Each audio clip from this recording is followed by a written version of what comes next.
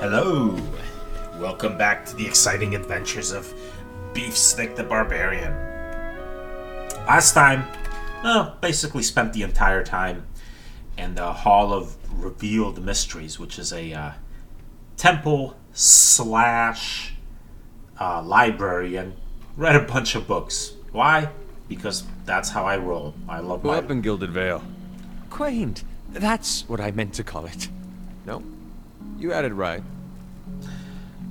I love my lore. I read every piece of it. That's how I roll. So, yeah. So, now, basically done... I went down here. That's an amphitheater. Some actors practicing plays. I've basically been in every place in this area. Not the catacombs. I don't know about going there just yet. And I haven't been in Lumdala's house. I don't know if I want to go in there just yet. Maybe I do. I have a feeling I'm going to be tasked to go in there later for a quest, maybe. That's just my feeling. Who knows? Maybe I will, maybe I won't. But I'm not going to go in there just yet. If I get a quest for it, I'll go there then. If not, maybe I'll go there later. For now, let's visit a different part of the city. So, First Fires or Brackenbury. Let's go to First Fires. It's closer to where I'm at, so. Sure. Let's see what awaits us there. Also, Durance went up a level last time, so everybody's level 5 except Sagani now. She needs like 120 more experience points, I think.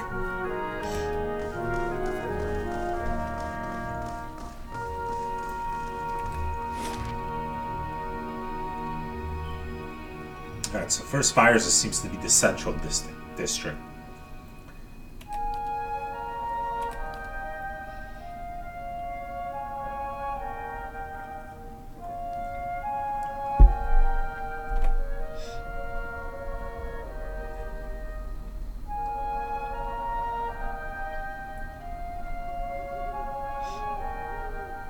You know, while I don't mind screen edge scrolling, I kind of would like to have some keys to move the screen around too. And the default keys are the arrow keys, which doesn't really fit. I don't know why they made that the default. It's kind of, you know, if you have your mouse in the right hand, and you're right-handed, you kind of, it just doesn't feel right to use the arrow keys, which are on the right edge of my keyboard, all the way on the right to mine, because I have a 10 keyless keyboard. Let me see if I can change that. What does A already do? Attack cursor. I don't care about that. S and D, half speed, double speed. I haven't really been using that at all. I could bind something else to it. So let's see. Where's the pan camera? Camera left. Camera. Here we go. Camera left. A. A is already bound to attack cursor. Unbind it? Yes. Right. D. Up. W. Down. S.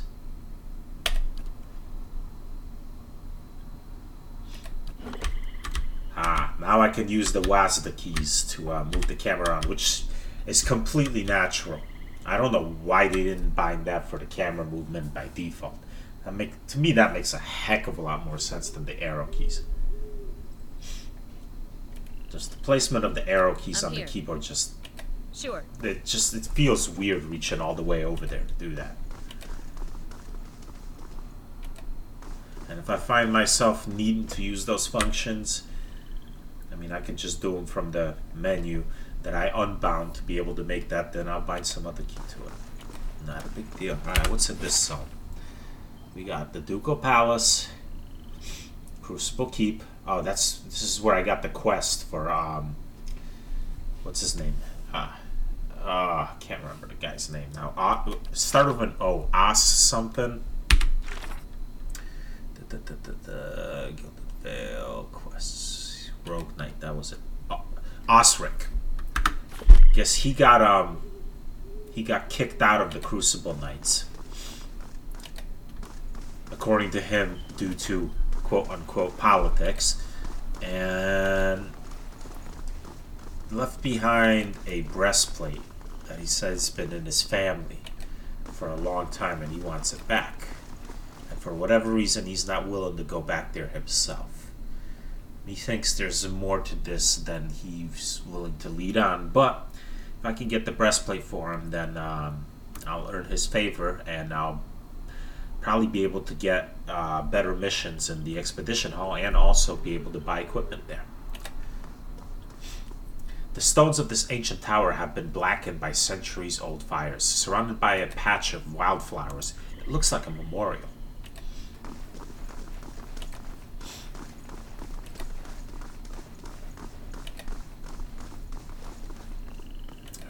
Oh wait, there's some souls to reach into right here. Let's check these out. I like reading these. Megnad. You see this man, much younger, lying on a large stone slab situated on a dais in the center of a circular room. At 7 points around the dais, older men in black robes prostrate themselves over ornate runes worked into the stone of the floor, chanting in a low drone. An 8th man enters, carrying an ebony box, inlaid with gold runes that match the runes on the floor.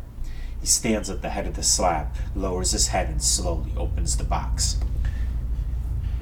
He turns to each prostrate man in turn, tipping the open box in their direction as he does. He then sets the box at the head of the slab, facing away from the young man lying there. He reaches into the box, removing a small cylinder of onyx, and then moves to the end of the slab, stopping near the young man's feet. He holds the onyx up, saying a word, and then presses it against the young man's right foot. When it touches his flesh, the onyx softens and becomes a black leech attaching itself to the young man's soul. The man repeats these steps until there are leeches on both hands and feet, the middle of his chest, his neck, and his forehead. The older man then takes his place at the head of the slab, raising his hands and joining the chanting, watching the young man as his blood drains.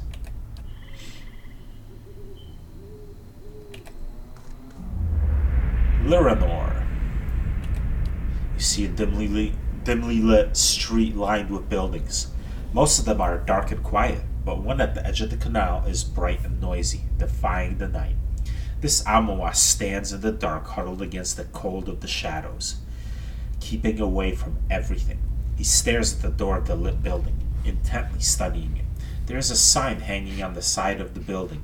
It is barely legible in the dark, but it appears to read the Goose and Fox. That's the inn here in Defiance Bay. Movement from inside the building perks the Almoa up. He pulls his cloak closer around his face and his breath speeds up, catching slightly. His excitement is palpable. The main door of the establishment opens, releasing a cacophony of laughter and shouting. Light spills out on the street, illuminating a solitary figure in the doorway. The Almoa stands, bringing his right hand up in front of his face, palm down, fingers extended. The figure exits Goose and Fox and stumbles off into the darkness, swaying slightly as it walks unsteadily down the street. The Almoa follows the figure, muttering a few words under his breath and gently wiggling his hand. The tips of his fingers start glowing lightly, steam rising from them against the cold air. He increases his pace, intent on catching the figure disappearing into the night. He shakes his hand once more, and the tips of his fingers burst into flame, the flickering light revealing a maddening glee in his eye. He closes on the figure, nearly hyperventilating with happiness, and whispers a name, Carone. The figure jumps slightly and begins to turn as the Almoa extends his hand, leveling his fingers directly at the figure. I imagine Carone had a bad day after that.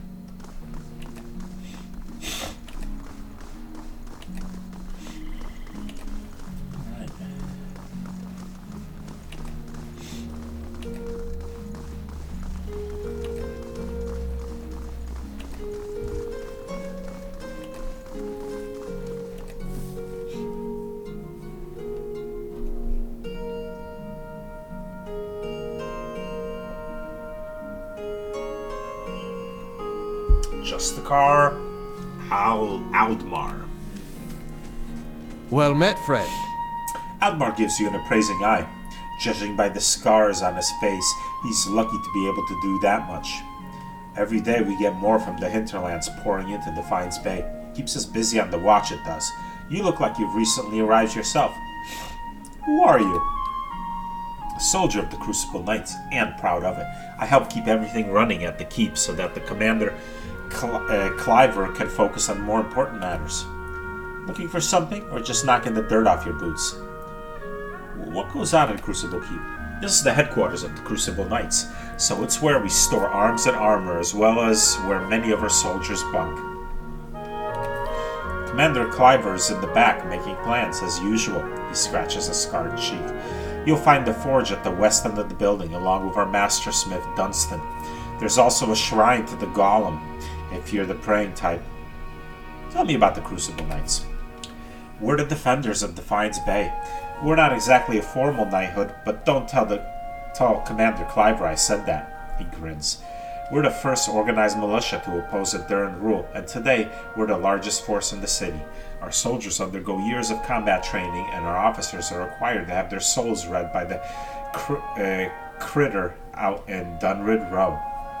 Ooh, what's this about Dunrid Row? Just a requirement of the Crucible Knights, so the higher-ups know there's nothing messy built in your soul's past. Aldmar widens his stance. Keeping the ranks pure is fine by me. I just wish they were more careful in hiring the ciphers. What's wrong with the ciphers? He shifts his weight and glances at the empty halls. They're mostly Orlans.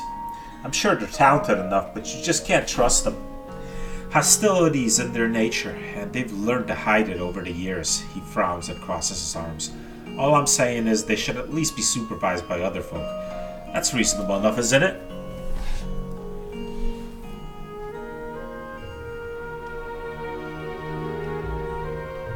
People treated them better, you wouldn't have to worry about them being so hostile. Aldmar shrugs. I'm just speaking the truth. Nowadays, it seems that's the biggest crime of all.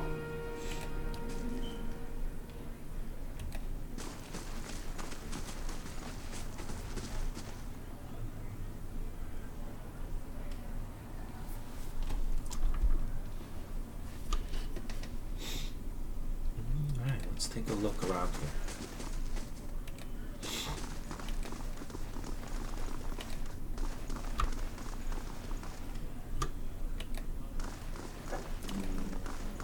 See me right now? What? Hello? Hello? Don't need it. Alright. Fine. I'll have to remember that's there if I use a camping supply. Better than purchasing one. Save me a bit of coin anyway. Not a lot, mind you. Ah, there's Penholm. That's the man Osric is talking about that still has his breastplate.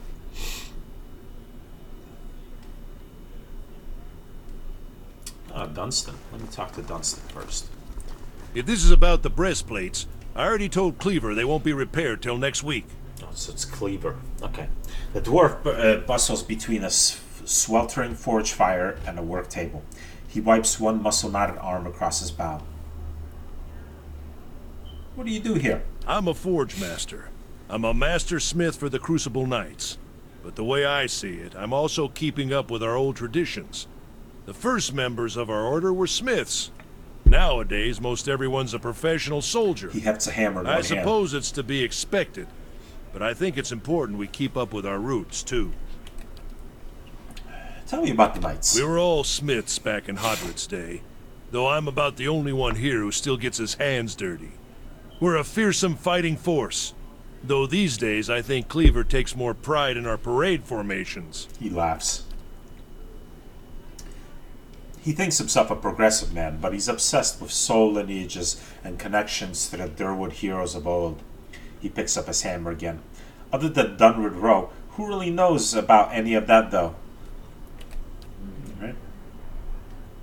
Yeah, I didn't expect him to sell me anything. I imagine he only supplies the troops here. Makes sense. Tongues of flame lick at the forge, hissing with smoke as hot as dragon's breath.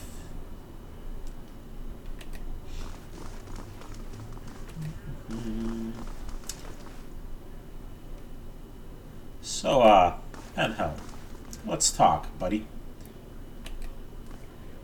The young novitiate's armor is recently shined, and his hair's clean and neatly combed. It's hard to believe he's ever seen battle, or that the scarred antique breastplate he wears could possibly be his. It's not, is Osric. You looking for something? Does the name Osric sound familiar? He sniffs. If you've got any self-respect, you won't associate with him, or with any of his new friends at the Expedition Hall, for that matter. Scamps and delinquents, the lot of them. What's the story between you two? Osric has always held some controversial opinions, but they went overlooked for the longest time because his family has such an extensive history of service in the Crucible Knights. He frowns and crosses his arms. He finally went too far. He had the gall to suggest that we strayed too far from our roots, that some of our officers were beginning to resemble other nobility. He rubs a spot on his bracer with a silk handkerchief. He would have us all wear rough spun and fight with forge hammers. I merely reported his statements.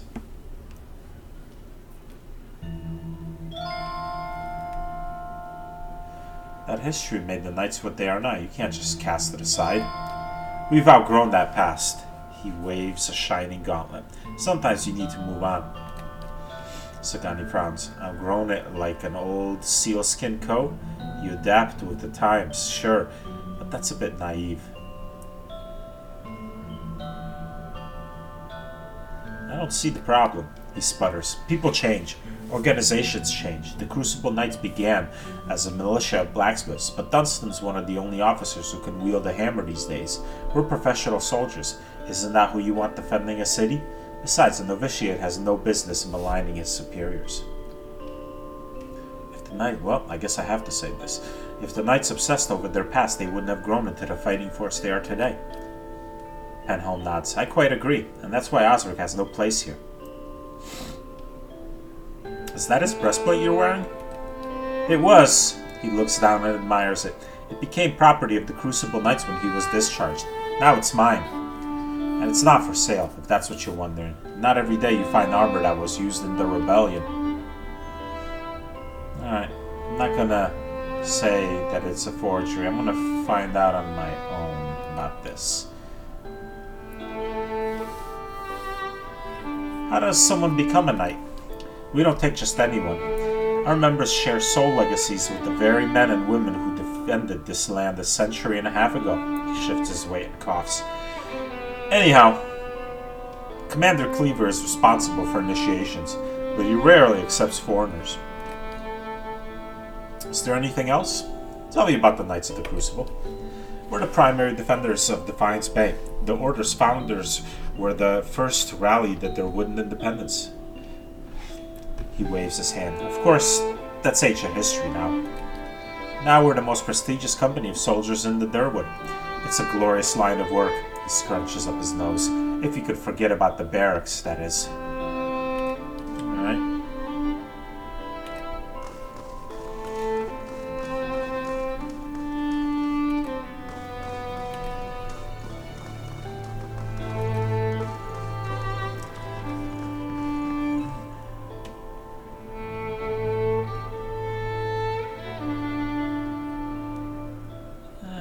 You leave, lady, so I can pilfer what's in here. Close the door. No, keep moving. Keep moving. Oh. Fine, fine, fine. What? If it makes you rest easier. Laying low. Yes, nobody sees me. You see nothing. Nothing at all. Nothing at all. Padded armor and a winged helm. I was never here. Hope there's another one I can do. I'll see what I can find. Do-do-do-do-do-do. money. Yes, thank you. Oh, there's more.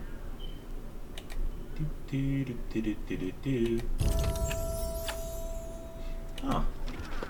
Cool. Sagani can level up now. Whoa. Potion of... Oh, sweet. Alright. Sweet, I can level up Sagani. Alright. So she's pretty good in all the areas I like. Let's get her some athletics so she can go longer before resting. And another point in stealth, I guess. Doesn't do her too much good now because everybody else is either 4 or 3, but in the future. Alright. Ranger abilities. Let's see. Swift aim. The Ranger gets into a speedy and fluid offensive rhythm, reducing accuracy but increasing rate of fire and reload time with ranged weapons and attack rate with melee weapons. Times 1.2 attack speed, times 1.5 reload speed, minus 7 accuracy. Okay. Defensive bond. The empathic bond between Ranger and animal companion wields a preternatural awareness of incoming danger, giving both a significant bonus to defense when both are subjected to the same area of effect attack. Stalker's Link. Long experience fighting together enables the Ranger and animal companion to fight as a highly efficient team. The Ranger gains an accuracy bonus when fighting an enemy already engaged by the animal companion. That could be useful. Predator Sense. Heightens the predatory instincts of the Ranger's animal companion, giving them a damage bonus on any creature suffering a damage over time effect, which would work well with her wounding ability. Got some synergy there. Arrow Sense. The Ranger gains a portion of his or her animal companion's senses and instincts, becoming especially sensitive to incoming ranged attacks that target deflection. Plus 15 deflection against ranged attacks. That is useful. Vicious Aim. By lowering attack rate and reload rate, the Ranger is able to take more careful aim, giving them increased accuracy and damage. 0.8 rate of fire, 0.8 reload speed, plus 10 accuracy, times 1.2 damage. Cool.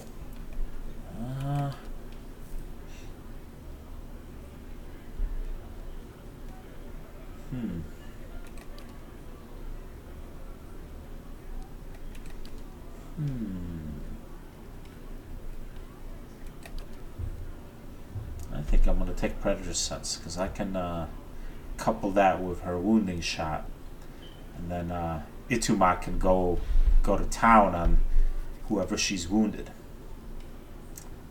Yeah.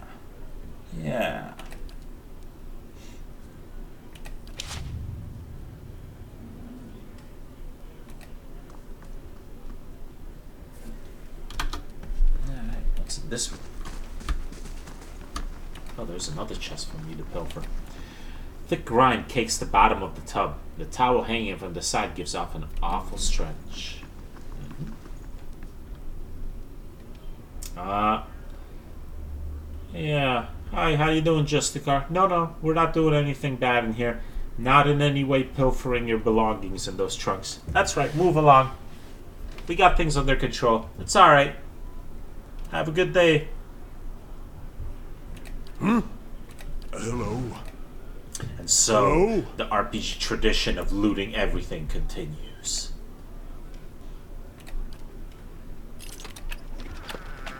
Ooh, a lot of money.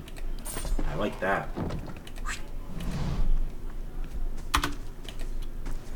And now we get out. We were never here. Nobody saw us. We saw nothing. Nothing, I tell you. Nothing. Now we got the mess hall.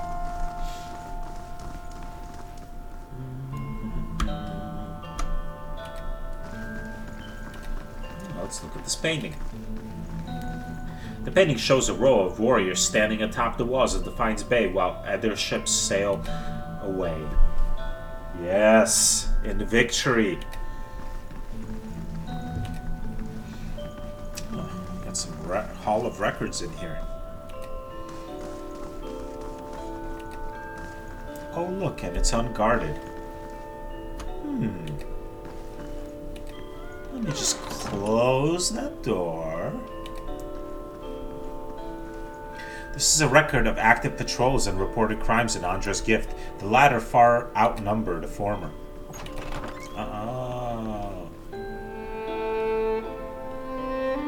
Nothing going on in here, Justicar. Yes, we're doing fine. Just, looking over some paperwork. You go ahead and move along. Oh, this isn't even stealing. Well, not from this one, anyway. Penhelm's affidavit. Ah, good. Curran, a cipher duly appointed and employed by Dunwood Row, does hereby certify that novitiate A.M. Penhelm has been found to have a soul free of any subversive influences or tainted essence. The scroll is stamped with the seal of Dunwood Row and signed by both Penhelm and Curran. Okay. Well, let's take that. Sagani, you hold on to that, will you? What? You can trust me. Sneaky, sneaky Hello? mode. Hello? What else can I pilfer in here? The Blacksmith Knights, a short history of the Knights of the Crucible. If the blacksmith fails, the armor fails. If the armor fails, the soldier falls. Orlin Sinahode, first guildmaster of the Knights of the Crucible. The Knights of the Crucible have one of the most fascinating and rich histories in all of Aora. Currently holding a position as an incredibly influential group in the Durwood, they come from humble beginnings. There may not be a single person in the Durwood who knows exactly how much they owe to the Knights. The group has existed for years, long before they even became known as Knights. They started as a group of blacksmiths, led by Olrun Sinahold, who came together to form a guild. Olrun felt it imperative for the members to unify, sharing their knowledge through the guild in order to keep the skills and techniques they had spent their lives perfecting. He called the guild the Crucible, insisting that, though their work was used for destruction, they should always be remembered as creators. They would be known as the vessel that withstands the fire to deliver new form in the world, forged in the fire and all stronger for the tribulation. Olrun, being a veteran of many battles, knew the importance of impeccably made armor and weaponry. He also espoused the necessity for members of the guild to be trained in martial combat. The only true way to make a proper suit of armor is to be the one who must wear it. Olrun led the guild for years, instituting a policy that any man who wanted to join must not only be a skilled blacksmith, but also take the time to learn how to hold himself in battle. He added a training ground to their guild hall, and there was scarcely a minute of daylight that didn't see members out on the field honing their fighting technique. Because of this, the guild earned the nickname Knights of the Crucible. They became a de facto militia for the Durwood, an honorable group that many turned to for help. They were known to be fair, ethical, and quick to respond. The Knights chose Abaddon as their patron, dedicating their works to his name. To honor him, they incorporated his symbol into their own and wore it on their arms. Many of the knights took this honor further. Regardless of what material a suit of armor was made from, something on the right arm was made with iron, celebrating Abaddon's moniker, the Iron Arm. Both of these traditions are followed by some of the knights to this day. The knight's smithing skill led them to be known throughout the land as the premier artisans of their craft, leading people to call any item of exquisite quality of the Crucible. Their training and dedication truly came into play during the War of Defiance, locally known as Hadret's Rebellion. Olrun, knowing the importance of winning this war, sent out a call. All able-bodied knights were to join the militia. They quickly proved invaluable to the cause and helped turn the tide of rebellion. This was particularly true in the Battle of Defiance Bay. Admev had already lost in a previous battle, and morale for the Durwood militia was failing. With the help of Glanthafan astrologers, the knights were able to rout the Imperial forces and secured victory for Durwood. The new Duke, grateful for the help and knowing that without the knights the Durwood never would have survived, made a decree. The knights would henceforth be welcomed into the Duke's castle and become his official royal guard. In recent years, the crucible aspect of the fallen has fallen by the wayside in favor of knight. The requirement that members be proficient in both smithing and martial combat has loosened to the point that anyone who applies is guaranteed entrance, even if they possess little or no smithing experience. This is an allegation that is vehemently denied by the knights. Anything else for me to pilfer? Why, yes.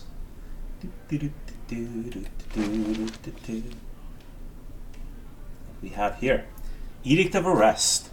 This arrest calls for the arrest of Eorn, whose recent actions have led to the death of a Knight of the Crucible. It requests reporting any information to Justicar Aldmar. It is signed Commander Kleber. More money. Right. And on stealth. You saw nothing. I did nothing here that was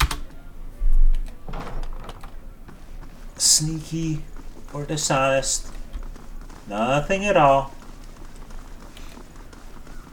It's the training ground, I see.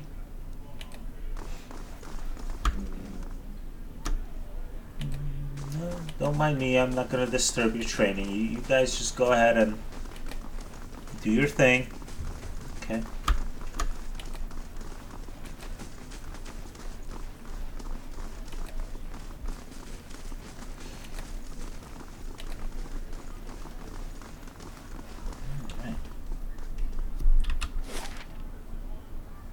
Let's go over here first.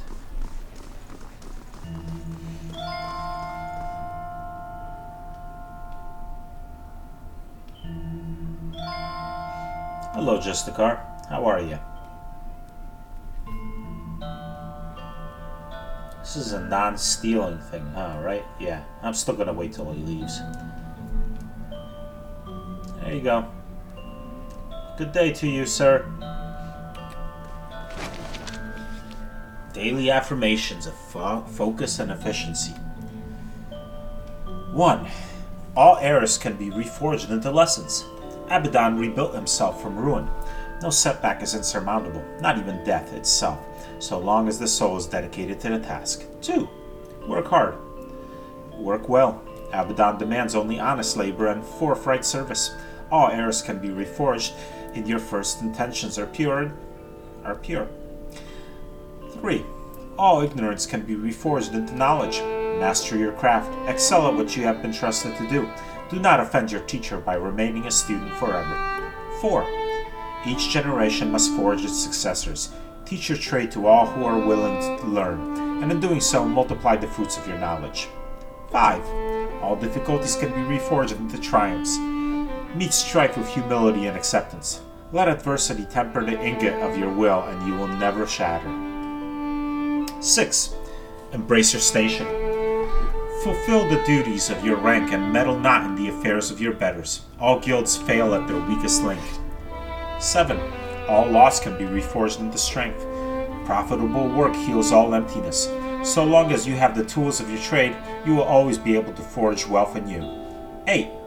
Value the works of others, and they will value your works in return. Share the harvest with the hungry, and your tools with the destitute. 9.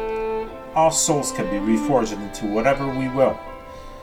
Hard work is not exclusive to life. Death is no time for complacency. Commit yourself to the excellence in the cycle and the next. Well, that's some pretty good advice there in that book. Good words to live by.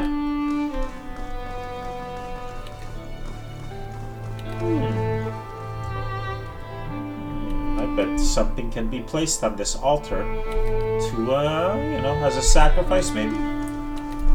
This is the symbol of Abaddon, a colossal smithing hammer imposed over a circular gear. It's smooth and bright with buffing oils. Alright.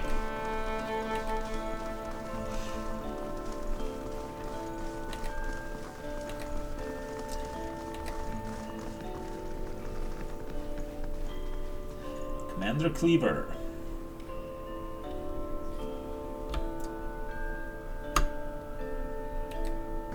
We just don't have the manpower. Stuff to take here, but not gonna rob this place with these people here. Hey, Mr. Cleaver. Refugees from every corner of the Deerwood. The dozens getting them all riled up about animancy. At this rate, we'll need twice the soldiers to patrol Defiance Bay. Yes? Can I help you with something? Commander Cleaver stands in front of a massive table, studying a map. His expression is set in a grim frown. He opens his mouth to say something to one of his men, but he follows the soldier's gaze over his shoulder to you. You're in charge of the Crucible Knights? Here in Defiance Bay, anyhow. The High Justice is the leader of our order, but he's currently stationed at Fleetbreaker Castle. My job is to oversee our forces in Defiance Bay and to keep order for the Duke. Was there something else I can do for you? Tell me about the Knights of the Crucible. He crosses his hands behind his back. We're the only professional army in Defiance Bay, or in Durwood for that matter. We defended the city in Hadret's day. We've improved our training since then, but Dunrid Rowe can certify that many of our officers come from good Durwoodan fighting stock. Now we're responsible for patrolling the city and keeping the peace. With so many refugees pouring in from the countryside, that's become more important than ever. Unfortunately, that's earned us enemies, particularly among the dozens and some of the more enterprising families in Defiance Bay. What do the dozens have against you? He snorts. They're demagogues and troublemakers. They forget that Defiance Bay is one of the largest cities in the world and not some frontier outpost. Most of them are mercenaries on a good day and street thugs the rest of the time. Needless to say, they've no patience for law and order. Tell me about these enterprising families. House Dominel, namely. They're one of the city's oldest noble families and its largest criminal organization. Their patriarch, Gedmar, has been trying to take advantage of the turmoil to expand his operation. We've kept on top of him, and he hasn't been too happy about it. I see. Is there something else I can do for you? Why don't you have enough soldiers? Fleetbreaker Castle. The High Justice has summoned almost half of my novitiates, and more of my justiciars to a keep on the other side of New Hailmar. It's not for me to question the High Justice's orders, but it's left us short-handed. And mark me, we're just a couple sparks away from anarchy. Is it justiciars? I've always said justicars. Whoopsie.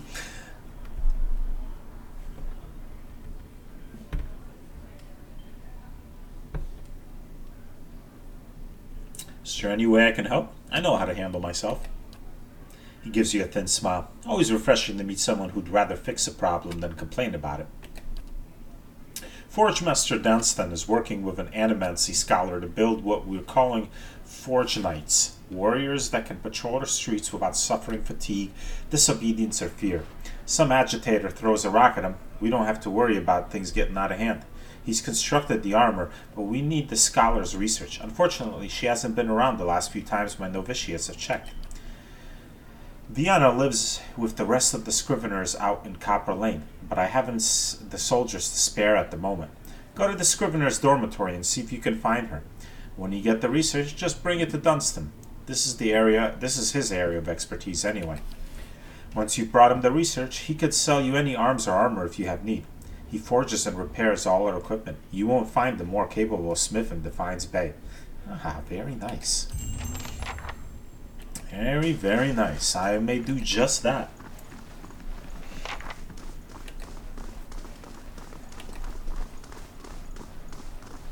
Hold on, let me go through here. It'll be faster. I'm not going to be a dick and go through the middle of the training grounds, though. I'll go around.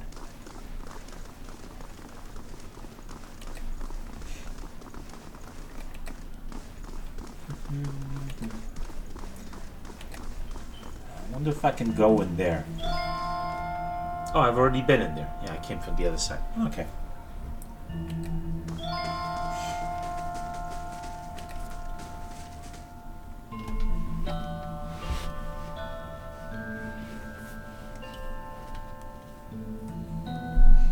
let's see what else is in this area.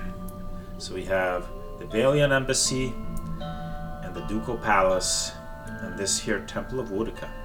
Well, that is an area we definitely want to visit, so let's go there now.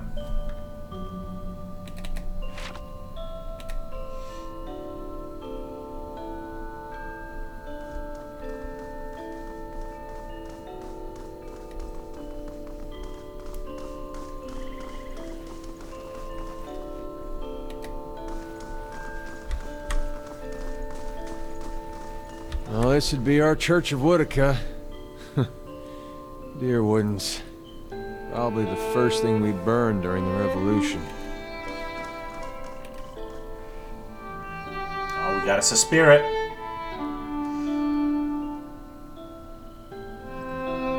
Praise to the exiled queen. May her crown be restored and her justice prevail. Come to pay your respects to the queen that was. A ghost hovers in the middle of the ruin, reciting blessings and prayers. Even as the spirit's form shifts and swirls, it retains the face of an elderly man and robes that mark wealth and status. It turns to you. I was told I'd find the Temple of Woodica here. And so you did. These savage colonists may have burned it down, but worship of the Oathbinder is alive and well. These stairs lead to the main sanctum. The ghost's misty visage contorts in a scowl. Oh, what stairs? These stairs, of course. The sanctum was always below ground, adjacent to the catacombs, so it wasn't destroyed by the fires. The ghost gestures to an impassable pile of rubble. Like the rest of the room, it seems to have remained untouched for over a century. Tell me where I'd find an entrance to these catacombs. There are various entrances throughout Defiance Bay, but I dare say the easiest to reach is in Copper Lane. I haven't been to that part of town in ages, but as I recall, it's somewhere near the southern gate. Oh, I know where it is. I haven't gone in there yet. But I don't plan to just yet, but I will eventually.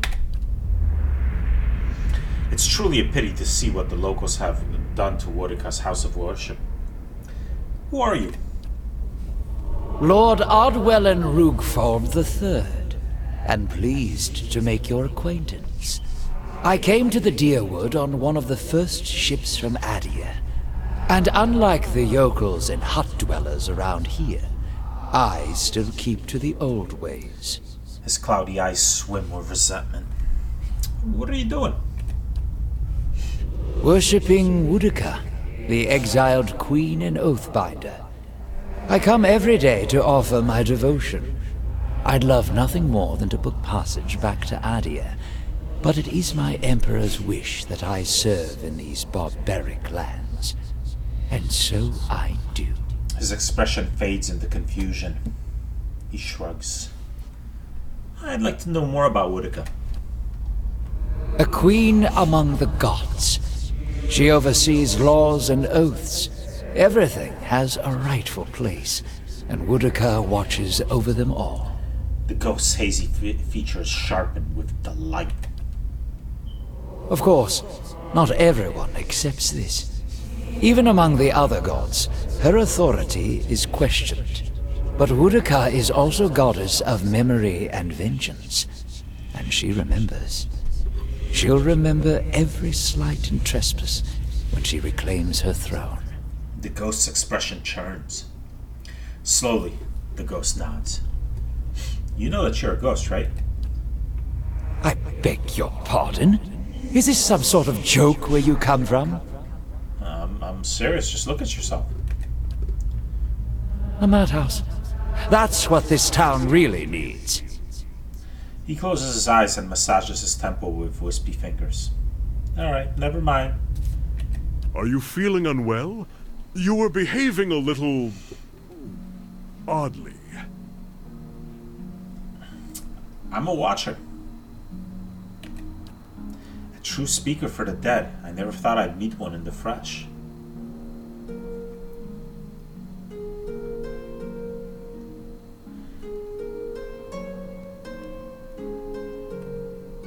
It's not so bad being able to talk to spirits. Well, there's a gilded cover for a dark book. Kinda scratches his temple. I suppose that's one way to learn from the past. Just ask the spirits outright. Let's move on. So that's how you've been tracking Persoc.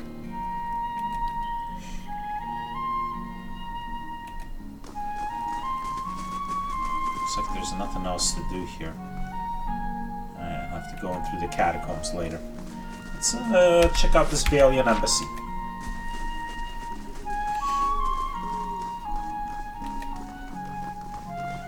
All these circling feet heading nowhere.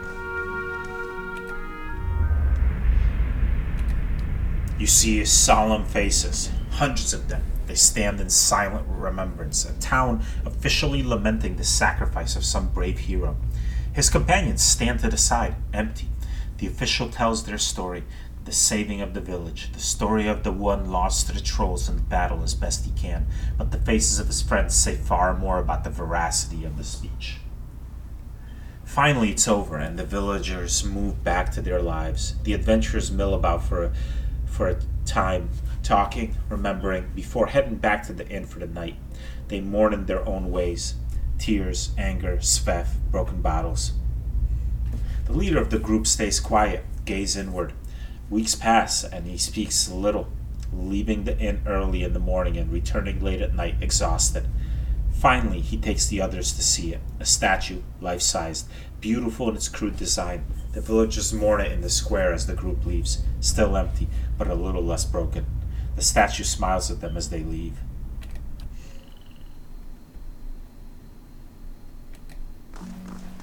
Alright. You have business with the Republics? Not particularly. But I just kind of want to see inside. Maybe you have stuff for me to pilfer?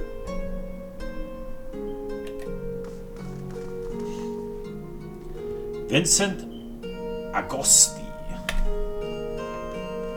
Welcome. What can this humble servant of the Republics do for you? Tell me about the Valiant Republics. They are rich in all ways, in wealth and style and culture. If you were to go to the Republics, you would not want to leave. Why would you? The people are beautiful and charming. I'm here because the Sangreta Ducala wishes it. But when my appointment is done, I will be on the first ship out, and I will sing from here to Salona. If there's nothing else, I must return to my duties. Well, what do you do here? As the Valiant ambassador, my job is to ensure trade with Durwood remains strong and profitable. Alright, well, now, let you get back to your duties.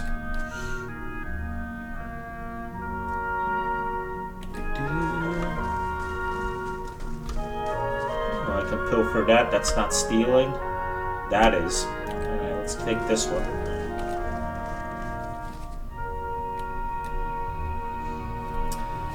Galvin Regd. Mention of the name Regd in Air Glanfath, and you'll be told stories of a glorious freedom fighter, an Orlan who used his tactical savvy and battle training to protect the Glanfathan from the encroaching evil of the invaders in Durwood. Ask someone in the Durwood about him and you'll hear angry retellings of the exploits of an underhanded, dirty fighting Orlan who terrorized Durwoodan citizens. This conflict is what legends are built on, and Galvin Regd is the stuff of legends. The Broken Stone War began from a misunderstanding between the Glanfathans who lived in the Durwood and the Aduran colonists who were moving in. Tensions were already high between the two groups as the Adurans claimed land that Glanfathans said they already owned. Add to it the Glanfathans taken and forced into slavery by the Adurans, and it was only a matter of time before something snapped and set the two groups to war. There was the occasional skirmish or fight between isolated groups, but no real conflict until the Broken Stone War.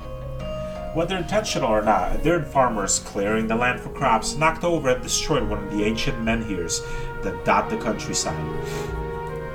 The Glanfathans, who revered the ancient structures in the Durwood, reacted swiftly and violently, led by a particularly fanatic Fang by the name of Regd.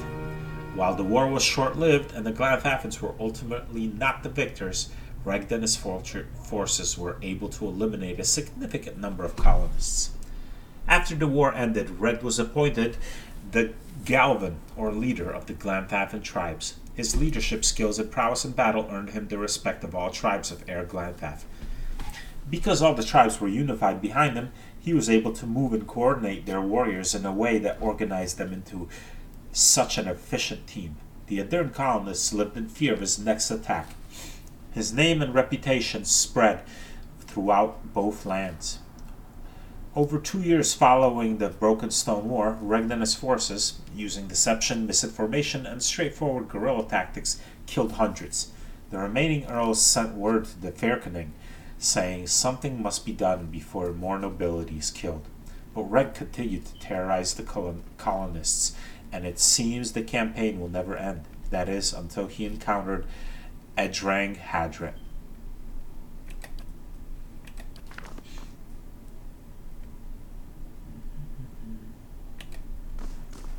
Alright, well, I'm not going to take what's here, but I'd like to read it. No, that's not for reading. That's too bad, there's a lot of money there. Oh well.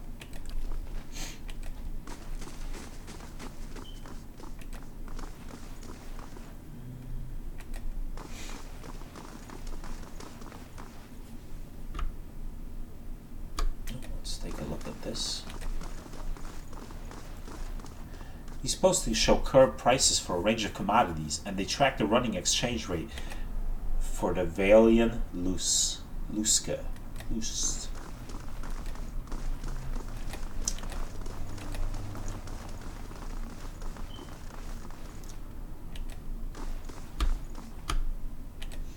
Spread across the table are the blueprints of an in-progress trade deal between the merchant company from the Republics and a Durwooden Weirwool collective. I could probably pilfer this without being seen. There's no one around, but I don't have a high enough skill right now. The flag depicts the symbol of the Valian Republics, a ship sailing beneath 5 radiant stars.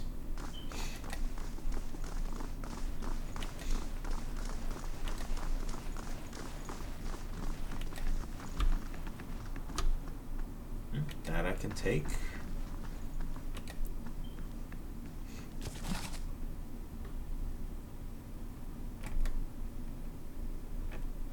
I've read this before. I'll still take the book though.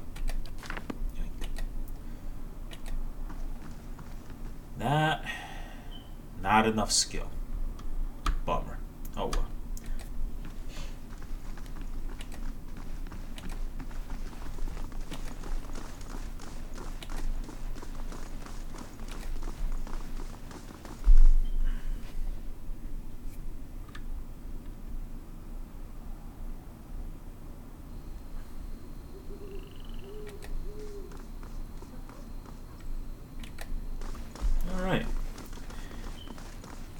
This is where I'm going to leave off. Next time, we'll explore the Ducal Palace, and then after that, other sections of the city. So until then.